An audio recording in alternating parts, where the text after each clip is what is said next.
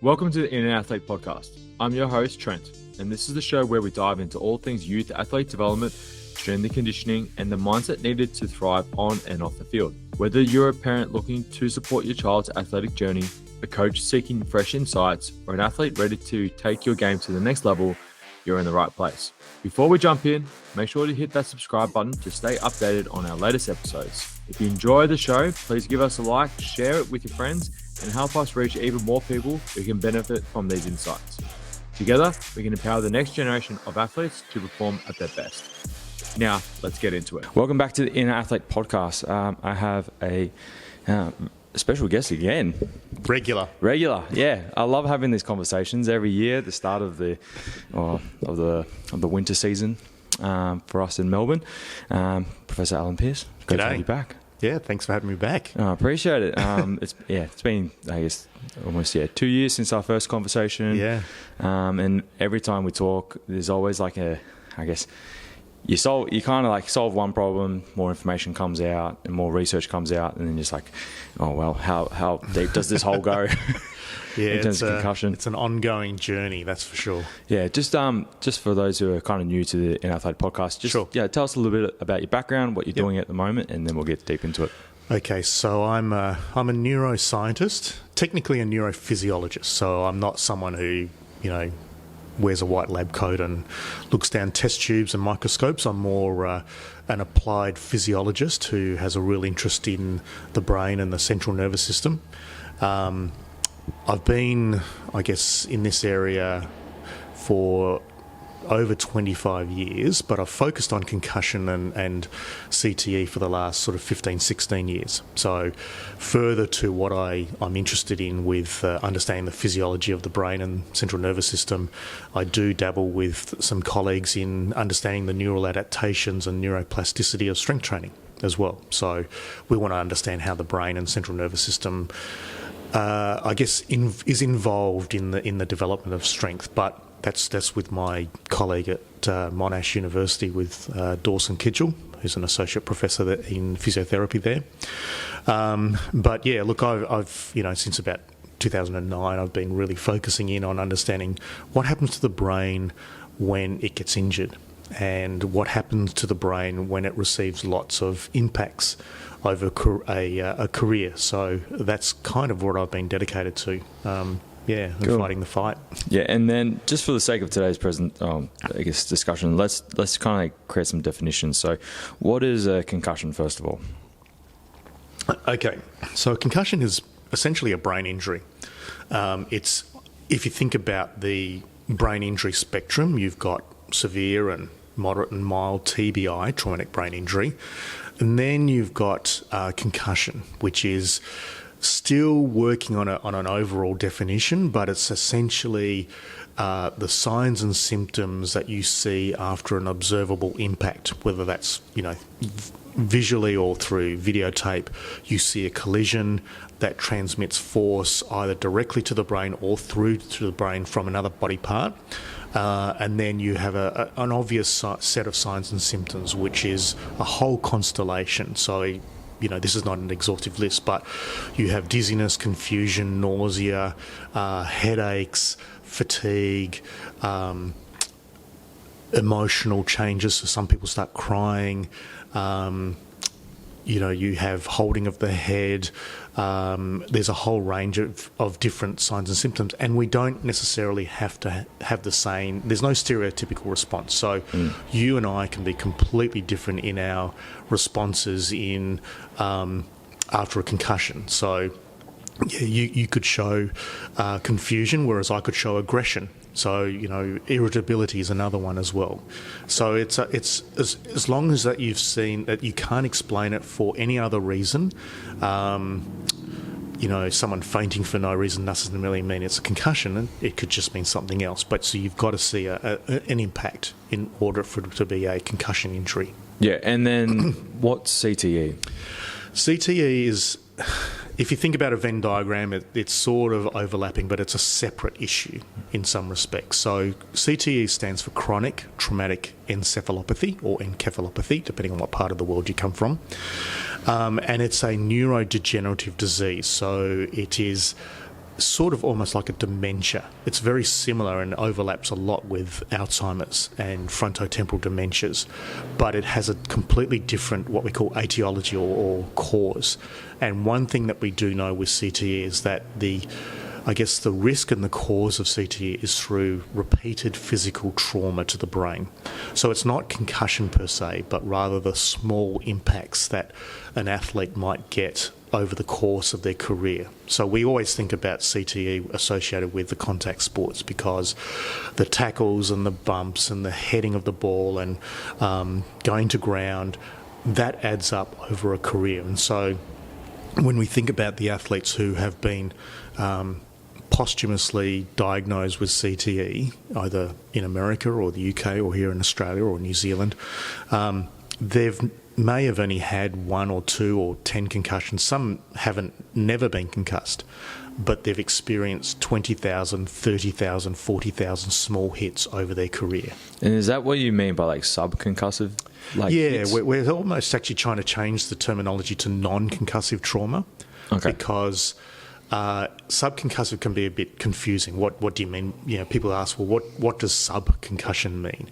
And what we're talking about is almost a concussion has to have signs and symptoms, as we talked about. So if you don't have any signs or symptoms, then it's not a concussion. Yep. So we've kind of gone down the route of non-concussive trauma because it is building up over time. So the analogies that we use are things like skin cancer.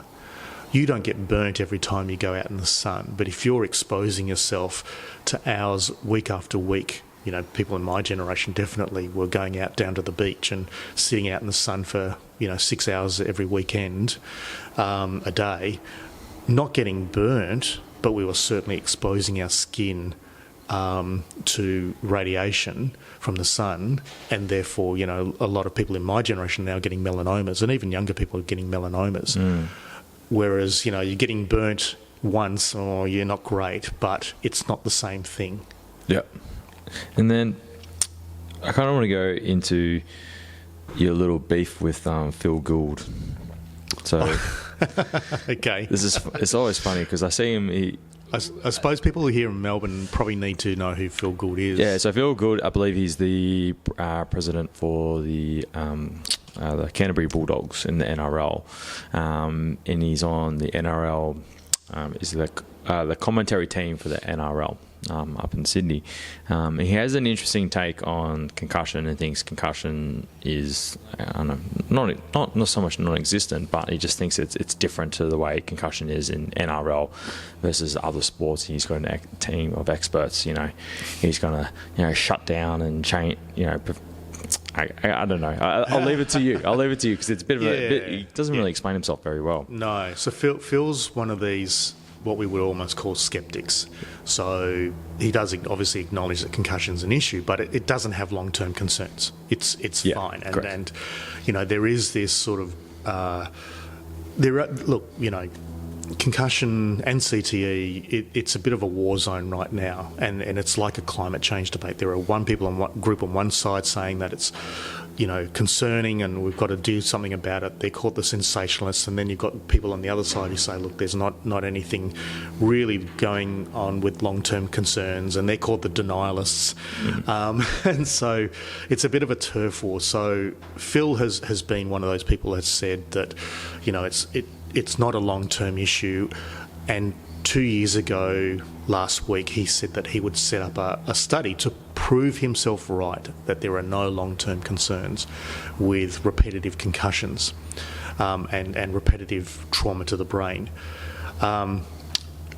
Over my career, I get a bit annoyed with these sort of generalistic comments that we are going to do this or we are going to do that, and never being followed up, and almost treating the sporting public almost with disdain.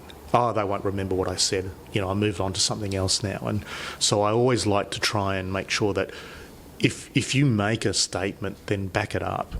And so, I had to put onto my Instagram that, okay, it's 2 years today. Where is this magical study that was meant to be funded with some of the best quote-unquote neurosurgeons in Australia to quote-unquote prove himself right. So we still haven't really heard of anything officially. And, you know, my post went a little bit viral, ended up in the Daily Telegraph as an article by Phil Rothschild, who's a very experienced journalist. Did look through the Daily Telegraph to see if, or even on Channel 9 to see if there was any response, but I haven't had any response, and it's probably because I'm just, you know, I just don't exist in that world. No, unfortunately, but it's good that you kept receipts. Oh yeah, and it's not just Phil. There's other times that I've called out and said, look, you know, you've made this statement. Where is it? You know, because I'm just one of these people that, you know, if we're going to do something, we're going to do it, and if I'm going to release a study, which, you know, I will do it. I'm not going to just sort of make sweeping statements and just hope that everyone forgets at some point. Yeah, I think if you're going to make a claim, back it up. If not, own up and move on. That's right. Yeah, unfortunately, that's not really Phil Gould's vocab. Moving on. I want to go through... this was actually a recent study that was released. It was in University of Montreal. Indicated that children recovering from concussions may require more than 3 months to achieve optimal recovery across physical, cognitive, socio-emotional, yep, and resilience domains. Yeah. And do you want to kind of like allude a little bit more on that? Look, I'm not surprised. I haven't sort of seen or read that study, so I might have a look at it properly. But I'm not surprised that, you know, children do... We've known for a very long time that children take longer than adults to recover. And the reasons for that are likely to be due to... obviously, they're developing brains, but at the same time, there are metabolic differences between, you know, adults and children as well. But also the fact that one of the things that's happened in the last... probably 2 years now, and even in Australian football, you know, 3 or 4 years ago when they changed from, you know, like a 7-day turnaround to a minimum of 12 days. And this is before the Sports Commission then brought in the 21 days. So when the Australian Football League brought in 12 days and the NRL brought in 11 days, and just quickly, I don't quite understand why there's a disparity in the numbers, even though they quote the same apparently the same science to back up their numbers, but one's come to 12, one's come to 11. We'll just leave it at that. What it did was it gave a number for everyone, so not just adults but children as well. And all of a sudden, what happened was that the consensus around children needing almost twice as long to recover automatically got shut down to 12 days. And so kids were being sort of allowed to return to full contact training and playing within a week and a bit. And that was quite concerning because all that got lost when... and then I guess that brought in the 21 days for the Australian Sports Commission for everyone as well. So it's still the same, but what we know with kids is that it can take a lot longer than that. And we're looking for at least 1 month, if not longer. And this study is sort of demonstrating that it takes up to 3 months, you know, which I'm not surprised. I know that, you know, a couple of years back, I had a principal of a very elite girls' school. It was Queenswood in Sydney. Okay. And she actually ended up banning Australian football for her girls in primary school, which caused a huge... It went national. The news went national because she said that when her girls were getting concussed, they couldn't actually do any study for several months. And, you know, there was a real concern that they were falling behind in their schoolwork. Yeah, the education. That's right. And you know, even if you look at the consensus, it's always a return to learn before return to play. So they've got to be able to get back and tolerate study and school before they can actually end up going to play. Because if you go back and play too soon, then you're still going to disrupt the ability to learn. Yeah, and then the follow-up point was from that was so from the cohort, they said children with concussion had lower optimal functioning, and females were less likely to show optimal functioning than males up to 6 months after the injury. Yep. We're still seeing more evidence, emerging evidence, that there are sex differences between boys and girls. We're still trying to understand, and men and women for that matter too. So it's not just a children's issue. It's right across the board, and you know, we're still trying to understand that from a physiological perspective. What exactly is happening? Is it a hormonal thing? Children necessarily are prepubescent, so it shouldn't be. So we're still trying to work out exactly what those differences are and why they are. And part of it still, I think, is social. You know, we're still seeing a bit of differences, and I've done a couple of studies myself where when you ask the question around, you know, between males and females around, you know, returning to play, would you complete your rehab? There's still a statistical difference between guys saying, no, I would return to play and competition as quickly as possible, and females saying, yeah, look, I'm going to complete my rehab. Complete the KPIs. Yeah, before I get back to play. So there may be still some cultural differences around that. But with the, you know, professionalisation of sport, it's going to be interesting to see. Well, you mentioned that, and I listened to our old episode. It was pretty much the same point. You mentioned as there's more money in the game for the women's side. Yes. Are they going to start cutting corners? Yeah, and you know, I think we are seeing a little bit of that with AFL women's. You know, wanting to try and get back as quick as possible, especially because their seasons are much shorter. So the discussions around, well, you know, 12 days, even that's 12 days, you know, that could be that's a quarter of the season. You know, now that we're getting out to full seasons, hopefully that might be, a little bit better. Yeah, and it's like, is there a point of having these 8-week seasons at all? That's right, exactly. Yeah. So, you know, we do need to extend the seasons rather than just, you know, squash them up. And then in the previous episode, you mentioned something about the evolution of the game. So you were talking about football. If you ask the question every 20 years, like how much has the game progressed? What I've actually noticed, and then we just spoke about this off air, was the Carlton Collingwood game where two people were contesting for the ball. It was kind of dribbling across the ground quite fast, and the normal tactic would be head over the ball, scoop it up. But neither of them did it. They kind of almost like they just like pulled out and just kind of just socketed the ball across the ground.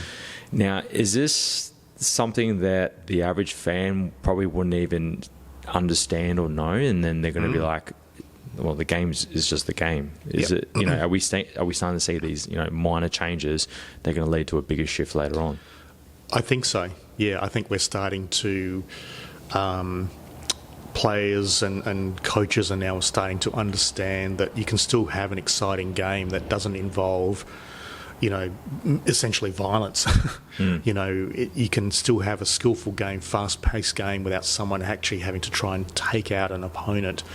And so, you know, these sort of things are happening now that people are just starting to get used to. And even, you know, when there is the odd accident, clash and a player goes down, you know, I'm starting to see now opponents, you know, actually raising the hand for a trainer to come out rather than just running off quite proudly that they've just taken out an opponent. So, you know, we're starting to see these changes, and I'm hoping that this will now filter down into, you know, club levels and junior levels where it's about playing to win rather than playing to hurt.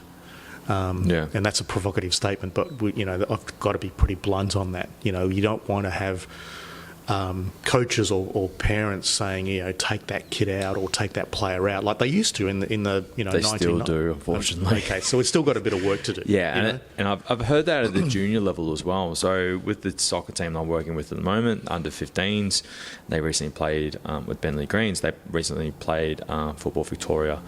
And then one of the girls, she's very quick, very explosive, and she basically just tagged the number one player in Victoria. and she did a phenomenal job, put her on lockdown and whatnot.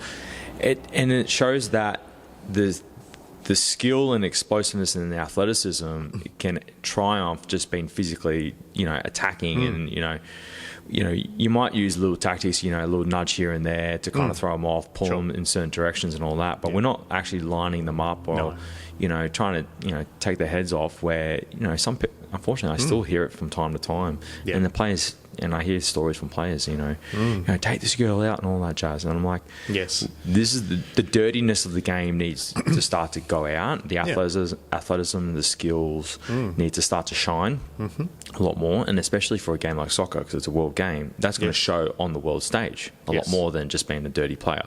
That's right, exactly. Yes, and that's all sort of part of the cultural shift away from pure thuggery or violence to one that is celebrating physicality and athleticism. Physicality is what you're talking about. Being fast, explosive, agile, changing a direction, strategically, stopping an opponent from being able to do what they do. Yeah, it's applying pressure. Yeah, that's right, without having to actually hurt the opponent. And it's still a contact game, so you are going to get nudges, but nudges and pushing is not the same as elbows to the head or tripping to get them to hit the ground or the opponent, so to speak. Yeah, like a hip and shoulder or shoulder charge or something like that as well. I wanted to go on. We also discussed this just briefly before. It was a brain eye. Now, I know you mentioned about the AFL kind of backing this, I guess, project, you could say. Yeah. You could just give us a bit more understanding of what brain eye is and kind of like what it's designed to do, and potentially, where it can help, and then potentially where the gaps are still with this type of, technology and research. Yeah, so brain eye is, a part of a whole suite of tech that's coming out now. So essentially, there's a whole bunch of different types of apps or devices that are using eye movements and eye tracking and pupillometry, looking at the changes in the pupil after a concussion, and basically trying to match and see, compared to baseline, are there any changes in the ability in the way the pupil dilates versus, say, another device where it looks at how you can track a target, or another one where you read out numbers and your ability to read out the numbers. So it's all part of the idea that the body will show subtle signs that maybe a doctor or someone can't see, because the player says, look, I'm fine, there's nothing wrong with me, and doesn't show any overt signs or symptoms. If you've got a headache, no, I haven't got a headache. Do you feel sick? No, I feel fine. And once upon a time they used to do the old follow my finger. So these devices are trying to say, well, follow my finger type stuff is too gross and not able to pick up these minor changes. People learn the head injury assessment, and can do that. So these, the devices and apps are good to try and, provide more information, but they're not actually replacing the diagnosis. So it's really important for people to understand that if you get an app or a device or whatever, if it shows changes, you can't make that decision. You need to take them to your local doctor, or if they're open, or the local hospital for a full medical diagnosis, because the concerns are still that they're not 100% sensitive. So if I have a look at you and you've essentially done the test, 10 minutes later you might be vomiting because it's an evolving injury. So we don't know. This is the thing, and we've got to make sure that that people understand that we've can't use them as replacement diagnostic tools, and they're not diagnostic tools, and that was very clearly made with the the media release. Yeah. Okay, well, it's good to see there is some level of technology, but like you said, we can't be solely reliant on these technologies? No. I guess the other point too is, and this is probably a little bit of part about my concerns, is we've been so focused on the event that we tend to forget about the return to play. Correct. So, everything's been focused in on, can you pick a concussion? And I get it. You don't want, a player to go back out on the field and get a second concussion or whatever, because it can be catastrophic. But at the same time, we seem to be focusing in on what's happening at this point in time, but we are still seeing players being, coming back far too quickly. We are seeing parents, pushing allied health practitioners to predate or backdate the diagnosis so they can actually return to their play sooner. Pressure to get kids to be, or even play, adult players who've got a final coming up. We've got to get them back for the final. And it was really good to see the VAFA, not allowing that to happen last year, where a player was 1 day short of the 21 days, but they wouldn't let him play the final. Wow. Because it was 20 days after his concussion, not the 21. So we've got to, look and understand that. But at the same time, just because it's 21 days or 12 days doesn't mean that they can go back on that time as well. We've got to have better ways of making sure that a player is ready to return to play at that point in time. And that's part of my work on trying to look at the return to play aspect, because a lot of these devices and these apps aren't sensitive enough yet to detect when you start to get to that point of, can they return, can they not? Yeah, and then you spoke about the injury. I think it was the last podcast. You spoke about the injury rate increases when they have sustained a concussion as well. It's like 2.5 times or something. That's right, 2.5, threefold risk of musculoskeletal injury, and that's something that sort of doesn't really get talked about very much. But the evidence is quite clear. There's been dozens and dozens of studies now around the world showing that someone who's had a concussion is at risk of rolling their ankle, doing their hamstring, whatever. And you kind of see that with professional athletes. Tom Trbojevic, I hope I said his name. Oh, right. Tom Trbojevic. Trbojevic, yeah. He's had concussions, and now you see that he's still struggling with musculoskeletal injuries, and people sort of say, oh, what rotten luck, but if you look at the science, it's telling us that your risk probability has increased because, and this again is another area of research that we've got to understand. What's creating that greater risk? Is it the neurological processing in the brain has been impaired? Is it the change in the neural pathways? That's right. And some of my work has shown that after a concussion, the brain processing and pathways between the brain and the muscle is inhibited. So there's a greater inhibition, and it might only be 50 milliseconds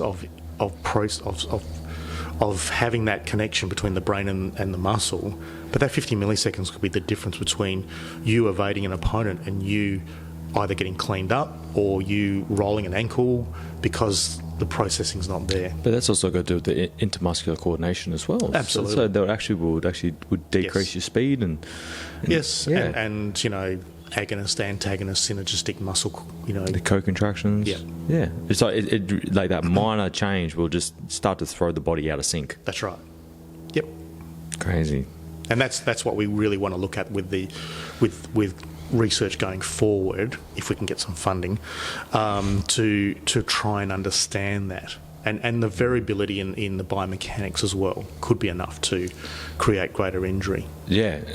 Well, to me, it actually makes sense. And then potentially the body might be in more of a state of a survival mechanism that it doesn't want to expose itself to these same speeds or velocities, force output. So there is some sort of like theoretical handbrake that's been applied by the body to prevent itself to go to these extremes again as well. That's right. That's crazy. It's funny because he's actually there's a guy I know who's actually training Tom up in Queensland at the moment. Yeah, so he's on a bit of a hiatus at the moment, unfortunately. Yes. That's a wrap for part 1 of this episode on the Inner Athlete podcast. We've covered some incredible insights today, but there's still so much more to come. Make sure to tune in to part 2 for the rest of the conversation. If you enjoyed this episode, don't forget to subscribe, give us a like, and share it with your network to help us reach even more listeners like you. Thanks for joining me, and I'll catch you in part 2.